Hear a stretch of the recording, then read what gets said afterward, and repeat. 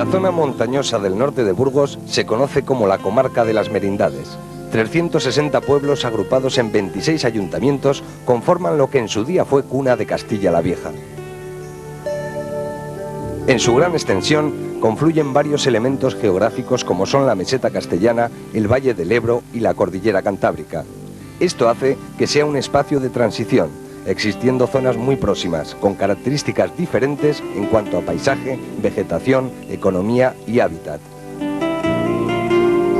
De su importante pasado perduran abundantes testimonios artísticos, enterramientos en roca, eremitorios, castillos, torres, palacios y un arte románico de gran calidad.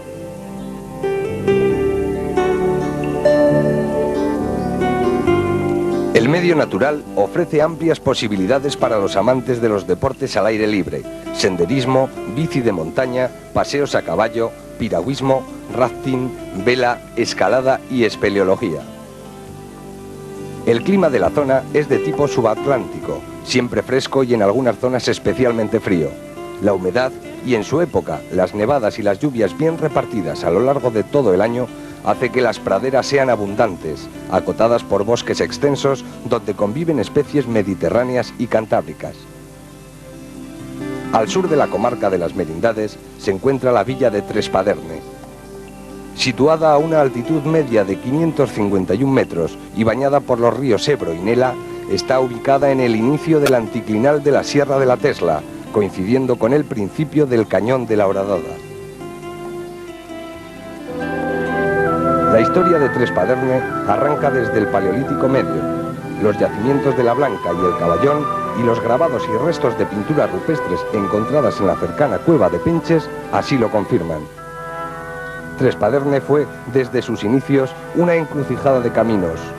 Siguiendo la ruta que ya marcaran los romanos con la calzada denominada Autrígona, los caminos que ponían en contacto los puertos cantábricos con el interior castellano hicieron surgir numerosos asentamientos.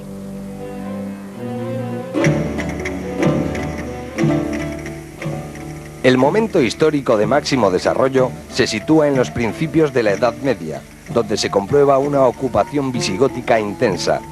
Los asentamientos más importantes se remontan al siglo VIII, donde varias familias se reunieron buscando la protección del castillo de Tetelia o castillo de Tedeja. La ubicación del castillo en la boca del cañón de la Horadada, punto estratégico de paso, nos viene a confirmar la función defensiva de la construcción. El castillo estaba situado en el primer pico de la Sierra de la Tesla, desde donde se alcanzaban las dos vertientes del río Nela, hasta Medina de Pomar y el comienzo del Valle de Tobalina. Se sabe que fue gobernador del castillo don Pedro, duque de Cantabria, muerto en el año 740. No obstante, gracias a los yacimientos descubiertos en la zona, como son los de la iglesia de Santa María en Mijangos y los del monasterio de San Juan de la Hoz en Cilla Perlata, es posible situar la construcción del castillo entre los siglos V al VIII. Una asociación cultural que ha heredado el nombre de la fortificación está actualmente empeñada en recuperar los restos de una construcción que ocupaba 7.000 metros cuadrados.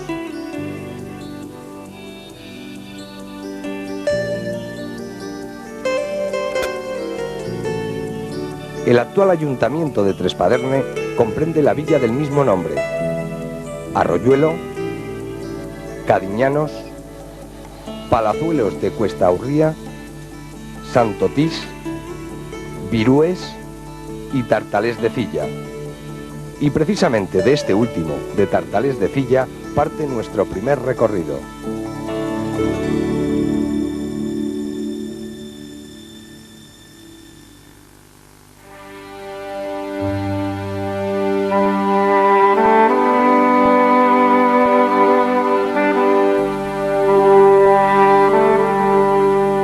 Siete kilómetros separan Tartalés de Cilla de Tartalés de los Montes, a través de una pista por donde se camina cómodamente a pie, a caballo o en bicicleta de montaña.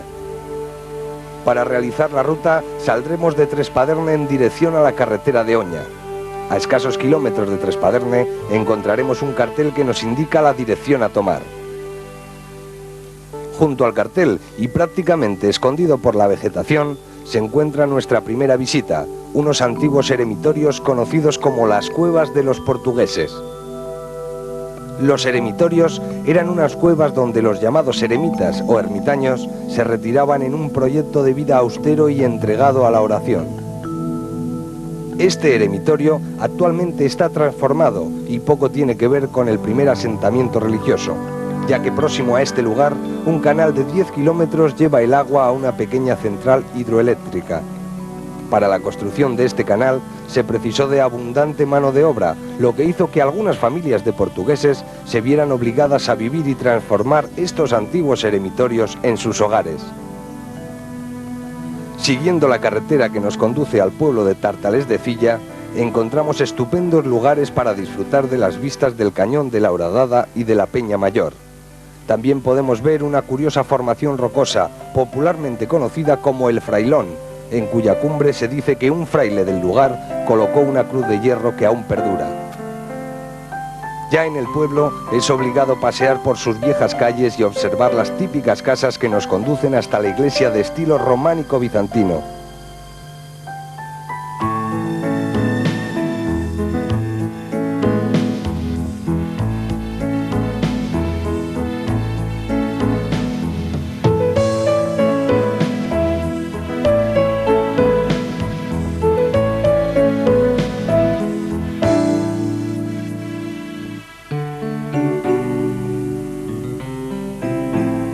Desde las mismas calles se puede ver otro eremitorio. Este es el llamado de San Pedro. Se trata de dos estancias. En una de ellas se aprecian los restos del ábside. En el exterior, dos tumbas aún visibles, pero en precario estado, parecen estar relacionadas con un legendario y enigmático San Fermín, quizás un ermitaño de este rincón.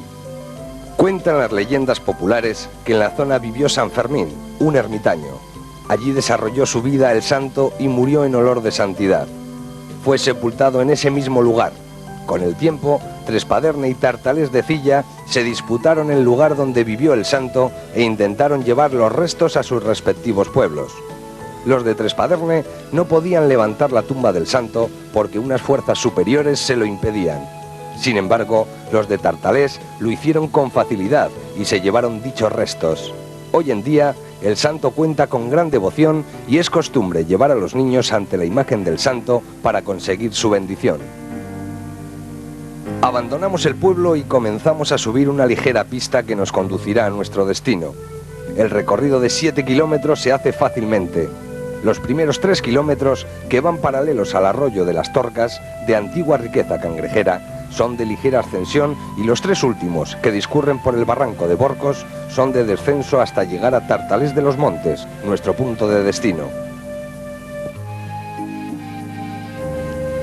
Los pinos bordean el camino en sus primeros tramos, y conforme vamos ganando altura, la vegetación cambia a nuestro paso.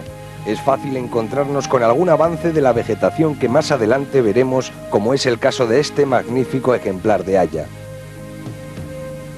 La fauna es variada, destacando jabalíes, gatos monteses, jinetas, tejones, torcaces, buitres leonados, arrendajos, ardillas y otros pequeños roedores. La ruta que seguimos también es rica en especies vegetales y es fácil encontrar ejemplares de enebro. El enebro es un arbusto que antiguamente era conocido como planta medicinal y sus frutos se usaban para la preparación de licores y para la producción de ginebra.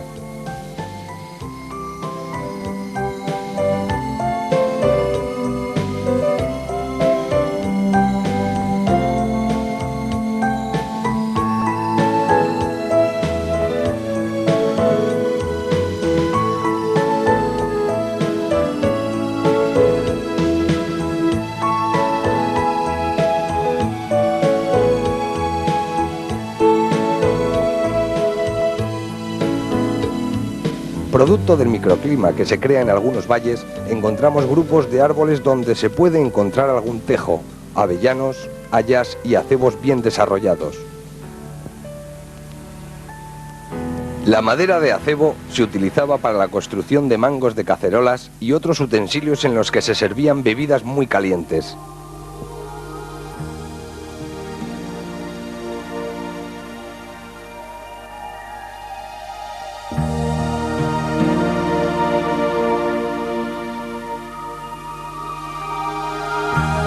A nuestro paso, encontramos un ejemplar de una curiosa planta parásita de los árboles, el muérdago. Es esta una planta con gran arraigo en las culturas celtas que la consideraban símbolo de inmortalidad, vigor y regeneración física. El brezo y otros arbustos tiñen las laderas del camino que poco a poco comienza a descender en dirección a Tartalés de los Montes. A esta altura del camino encontramos de nuevo pinos que dan sombra al recorrido y sirven de tapiz a unas imponentes rocas que nos acompañarán durante un buen rato.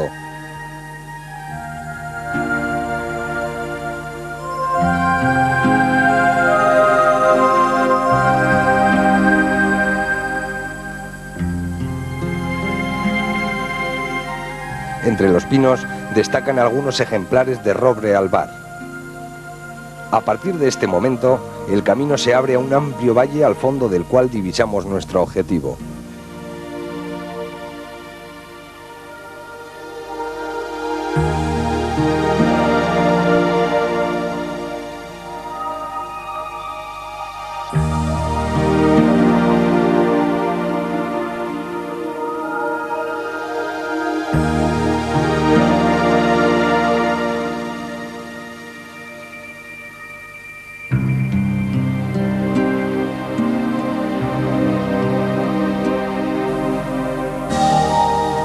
Es Tartalés de los Montes, un pueblo oculto en el corazón de la Sierra de la Tesla.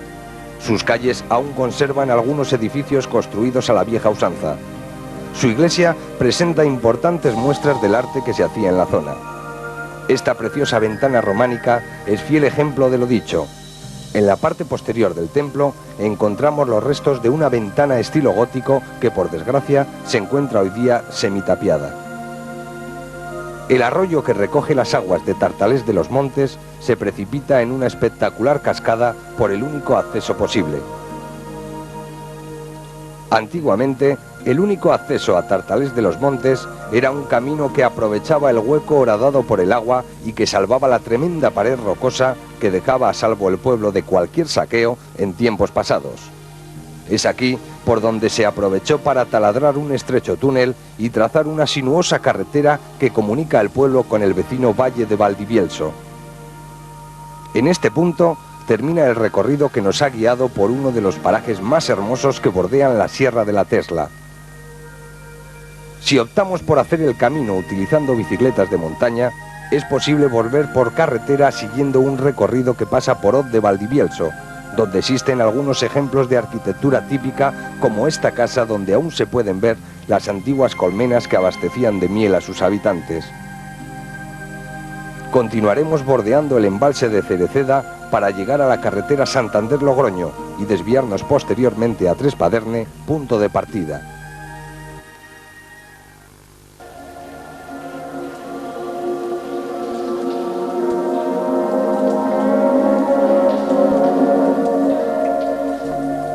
En el camino que conduce al Pico Rubio, con un importante desnivel, la subida se encuentra cubierta por uno de los escasos bosquetes de tejos que aún es posible encontrar.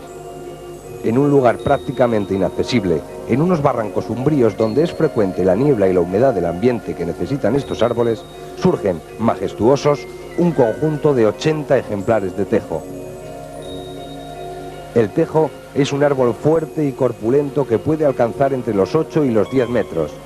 Pertenece a la familia de las coníferas, es de hoja perenne y crece muy lentamente. Es difícil conocer la edad de estos árboles, pues su madera no forma anillos anuales y con el tiempo el tronco se abre dejando vacío el centro. No obstante, por el diámetro de su tronco se puede calcular su edad. Estos tejos, que tenemos la suerte de contemplar, pueden tener una edad aproximada a los 1500 años. En el caso de algunos ejemplares, son necesarias 3 personas para abarcar con sus brazos la totalidad del tronco.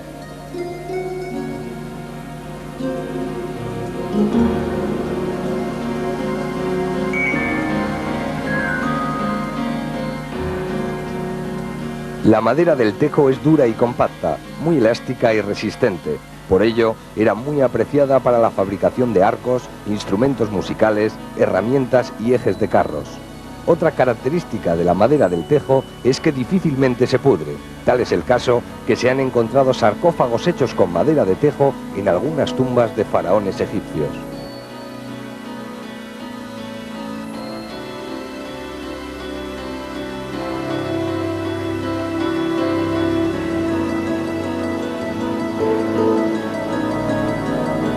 A lo largo de la historia, el tejo ha tenido su importancia.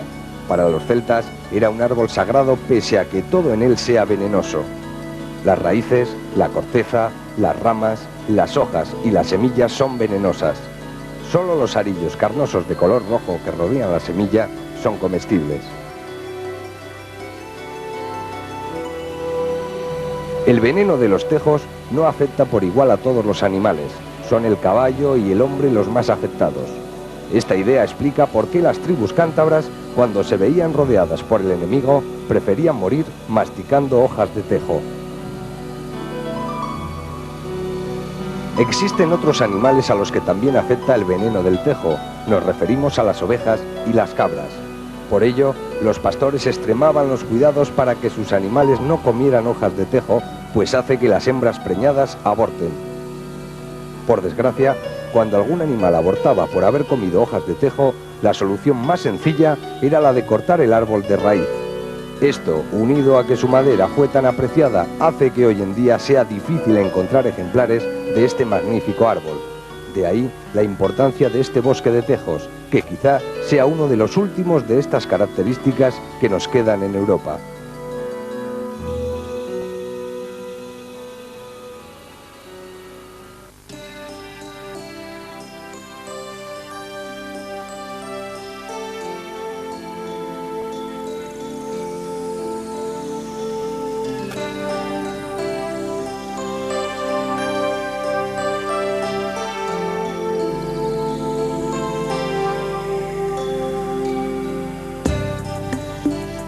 Si Traspaderne tuvo y tiene importancia como cruce de caminos, la figura del tren también tiene algo que ver.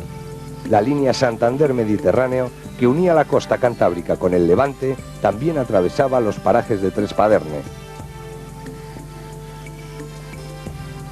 Hoy día la línea se encuentra fuera de servicio y las antiguas dependencias de Renfe, gracias a la iniciativa de la Asociación Sociocultural Tedeja y el apoyo del Ayuntamiento, quien goza de la titularidad de las instalaciones, se están transformando en sede de la asociación, al tiempo que se maneja la idea de crear un albergue en el antiguo almacén. En la actualidad, e inscrito dentro del proyecto líder de la Comunidad Europea, se está restaurando el edificio que ocupaba la estación. Cuenta ya con sala de reuniones y varios dormitorios. Nuestra segunda propuesta para la zona es la de seguir a pie la vía que une Traspaderne con la vecina Villa de Oña, atravesando el desfiladero de la Horadada. En primer lugar, hemos de hacer una advertencia.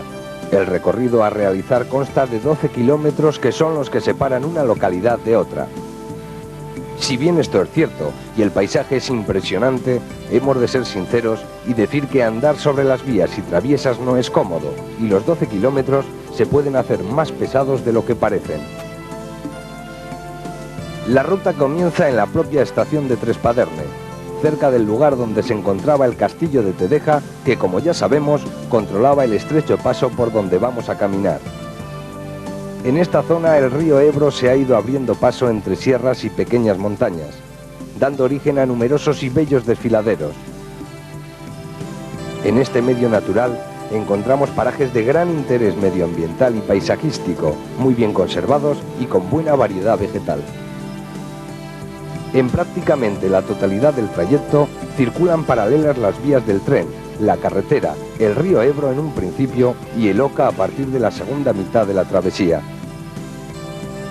La ruta se hace especialmente atractiva, pues debemos atravesar varios túneles y dos puentes, uno sobre el río Ebro y otro sobre el Oca.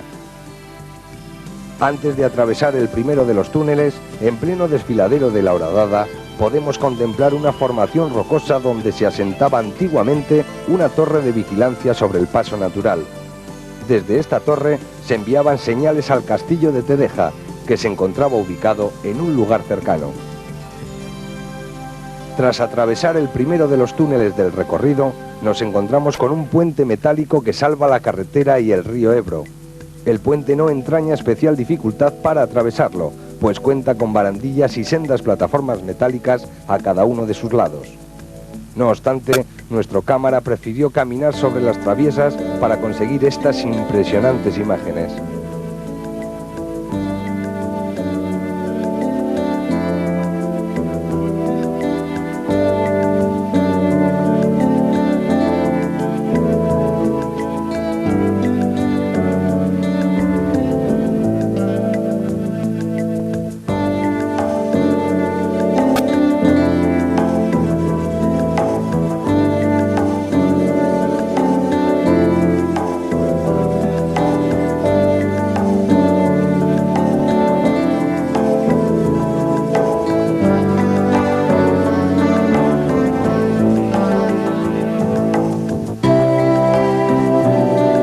A partir de este momento, disfrutamos de un sendero paralelo a la vía que aliviará nuestros pies durante un par de kilómetros.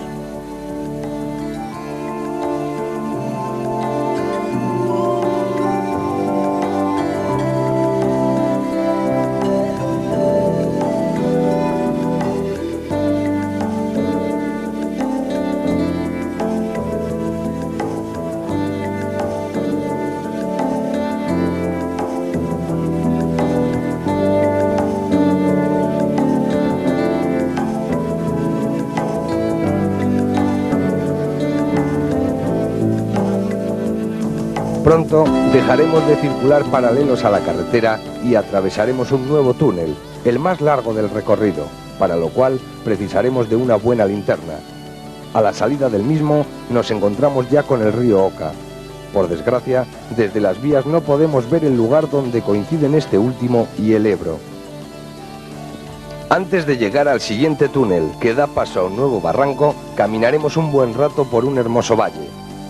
La carretera vuelve a discurrir paralela a nuestro camino, que abandonaremos por un momento para contemplar un hermoso lugar. Se trata de la Fuente de la Sante y de un hermoso caserón en apreciable buen estado. En documentos del año 1011 ya se hablaba del lugar. En los documentos en los que se recoge la fundación del monasterio de Oña, se cita el lugar de Sante diciendo: el hidalgo Juan da al abad de Oña una casa que tenía en el lugar de Sante. La casa está rodeada de castaños y centenarios árboles que custodian una hermosa fuente. En lo que parece un estanque podemos contemplar un curioso fenómeno. El agua brota del mismo suelo. Este fenómeno es fácil encontrarlo en esta zona, pues al tratarse de una comarca montañosa abundan las aguas subterráneas que de cuando en cuando afloran de esta forma tan peculiar.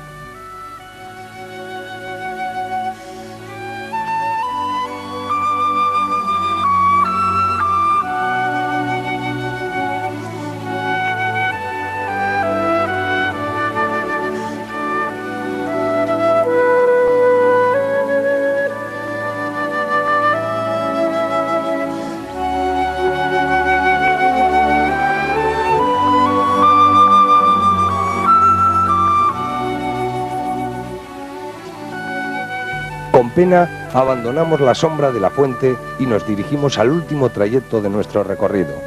Pronto nos acercamos a un estrecho paso donde río, vías y carretera vuelven a coincidir. Un pequeño túnel nos conduce hasta el último de los puentes que nos encontramos en la ruta. En esta ocasión no contamos con plataforma metálica ni barandilla a ambos lados que nos faciliten el paso. La carretera que discurre a nuestro lado nos puede servir para salvar esta dificultad. Una vez cruzado el río Oca, ya sea por el puente o por la carretera, encontramos una casa abandonada. Se trata de la vieja caseta del guardagujas, situada entre el puente y el último de los túneles que atravesaremos. Una vez atravesado el túnel, llegamos a una zona desde la cual se divisa perfectamente las curiosas figuras que la erosión del viento y del agua han realizado en la roca.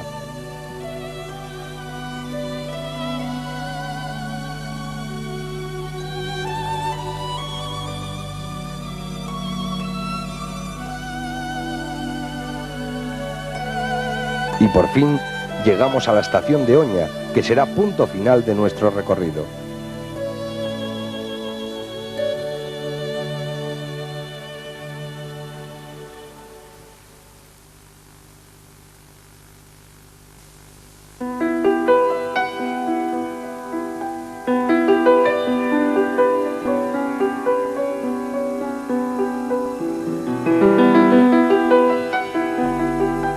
Burgos, Bilbao y Vitoria están a 80 kilómetros de Trespaderne, Logroño a 105 y Santander a 120 kilómetros.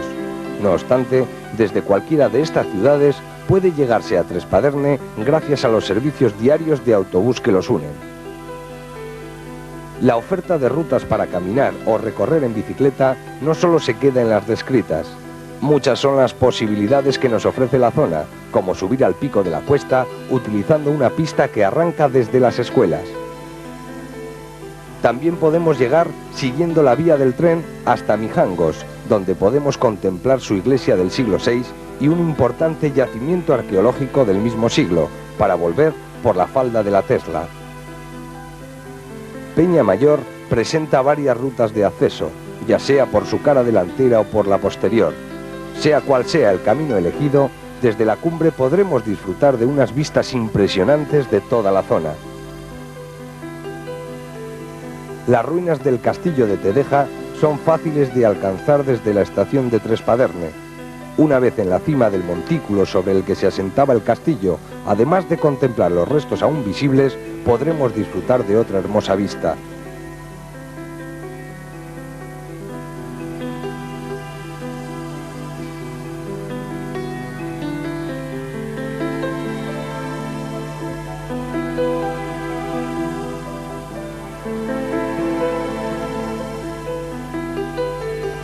Cerca de Trespaderne se encuentra un extenso pinar en cuyo centro se encuentra la ermita de Encinillas.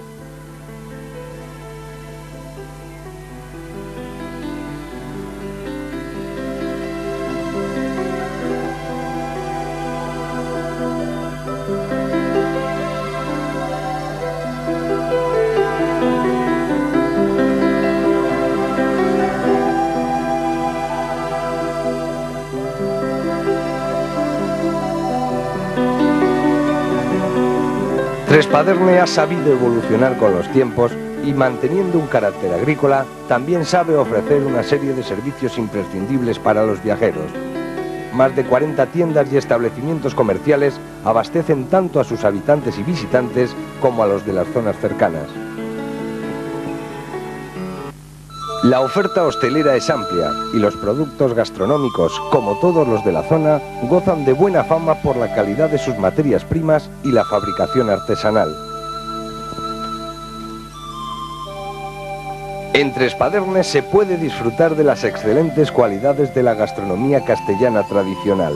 Destacan los cocidos y sopas de ajo, el cordero lechal asado, los típicos productos de panadería y embutidos, y en especial la morcilla que se elabora en 2 establecimientos del pueblo.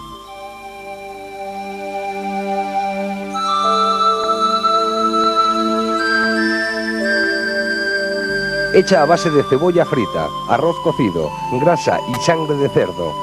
Todo ello metido en tripas bien limpias, partidas y cosidas en retazos. Hervidas posteriormente durante varias horas, hacen un embutido gustoso al paladar.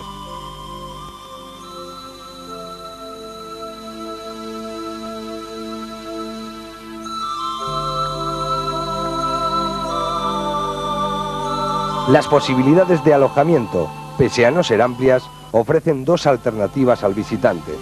En la actualidad, el Ayuntamiento de Trespaderne está realizando las obras para la construcción de un camping en una zona donde se puede disfrutar de una variada gama de instalaciones deportivas y de esparcimiento, de las cuales destacan las piscinas municipales, el frontón, el campo de fútbol, bolera, pista de tenis y un moderno y bien equipado polideportivo.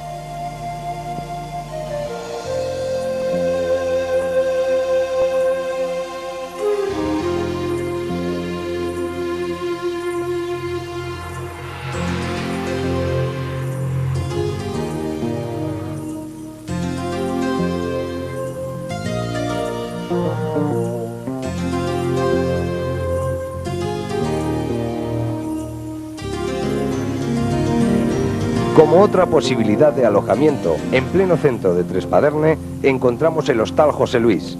Se trata de un establecimiento recientemente reformado donde podremos descansar de nuestros paseos por los alrededores. 21 habitaciones dobles y 6 individuales, todas ellas con baño.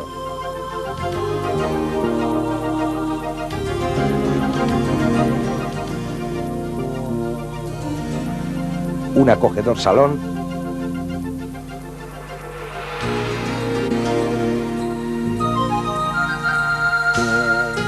y varios patios donde disfrutar de la sombra completan las instalaciones. Este comedor de diario puede albergar a 135 personas y a unas 220 en caso de banquetes.